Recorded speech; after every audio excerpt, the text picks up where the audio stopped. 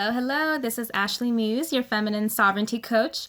And unfortunately, I have not been able to do live streams because my internet has been weird, but I still wanted to do a video to keep the connection between you and I.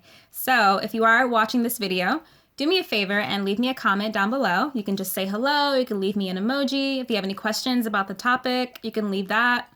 Or just let me know like the kind of things that have been coming up for you these past couple of weeks, because I know it's been really stressful, really chaotic for a lot of people, and it's really important to stay connected and to share what we're going through with one another. So this video is going to be about how to remain grounded in who you are, even when there's a bunch of stress and chaos going on around you. So I know like during times of stress, it can definitely begin to stir up emotions in people. So the first step I want to tell you guys is that whatever you feel is valid. Like that's always the first step towards healing and self-growth, is admitting to where you are, which might be a feeling of fear. It might be stress. It might be a feeling of abandonment because of the isolation. It might be hopelessness. Whatever that's there, it's good to start where you are. That's a good first step towards healing instead of just running away like people usually do. But what I want to say is that it's one thing to acknowledge how you feel and then kind of getting sucked into it and kind of stuck in that survival mode, that fear-based survival mode, versus being aware of what's going on around you and within you, feeling your feelings while remaining anchored in who you are. And that's what I really want to encourage my ladies on here to do. So I know that can be easier said than done. So I wanted to give a few tips on how to actually do that. So key number one, I'm going to say, is use this time to reevaluate your life. Humans, we tend to be out and about. We like to be on the go. We like to be busy. And that can actually be a really big coping mechanism that we use to kind of distract ourselves. So when we are forced to slow down, it can begin to illuminate the things that we might have been ignoring. So this is a good time to kind of encourage some self-awareness and maybe reevaluate your lifestyle. So you can ask yourself, like, what would I like to do with my life when all of this is over? Something else is like, what desires have I held back on? What kind of goals haven't I achieved or that I want to achieve this year?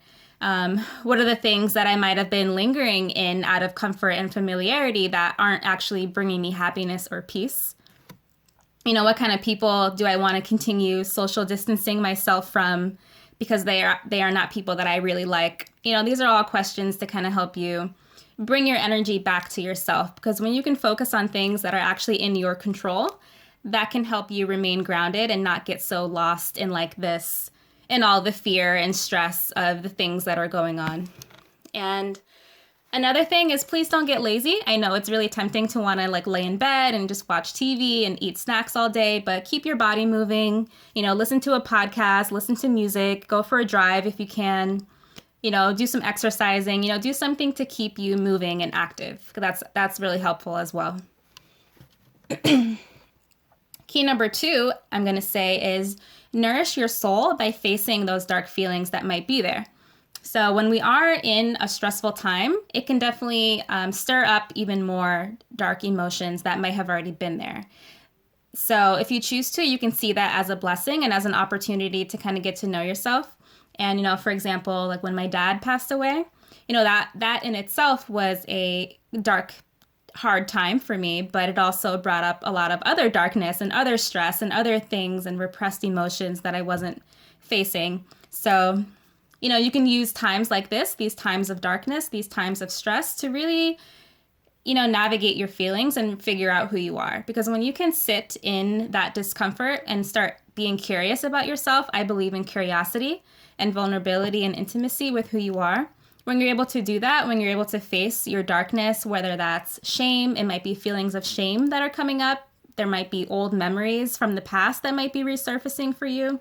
You might be feeling judgment for yourself or maybe guilt over something. If you can use this time to face all of that and really let yourself know, like, I'm here, I'm not going anywhere. And when you can sit through that, that's actually the key to liberation. That's the key to healing and self-growth, when you can kind of face the things that are going on within you. I don't believe in like kind of running away and only focusing on positivity or just, light stuff. But because the reality is that we are human and we are going to have feelings of grief and sadness and resentment and anger. And in order to find the real you, you're better off sitting in that and kind of navigating through the depths of who you are.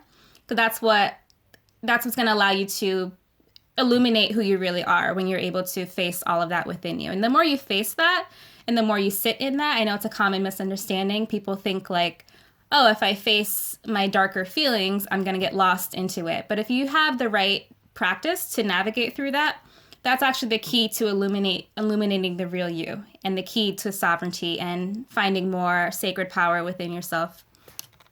And if you caught my post earlier today, I think it was yesterday, about my original soul awakening practice, I specifically made that practice to be able to navigate my dark emotions. And the more I was able to use that particular process, that signature process, that allowed me to heal a lot of dark emotions that I used to have, a lot of wounds, a lot of shadows. So that's what I would like to encourage my ladies on here to do.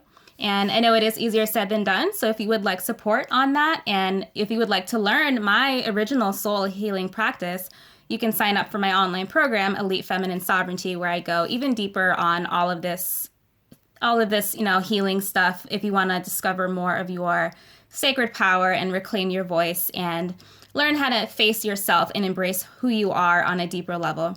And when you're able to do that, when you're able to dive deep into your core and bring out who you really are from the inside out, that's the key towards being like that enchanting, magical woman. It's a woman who knows who she is. And when you're able to do that, that's what allows you to remain anchored and grounded in who you are, no matter what's going on externally. So if you would like the secret keys on how to do that, you can go to elitefeminine.com to get more information, or you can private message me or send me a comment here as well. So just a quick video for today. I hope you guys stay safe. I love you. Have a great night.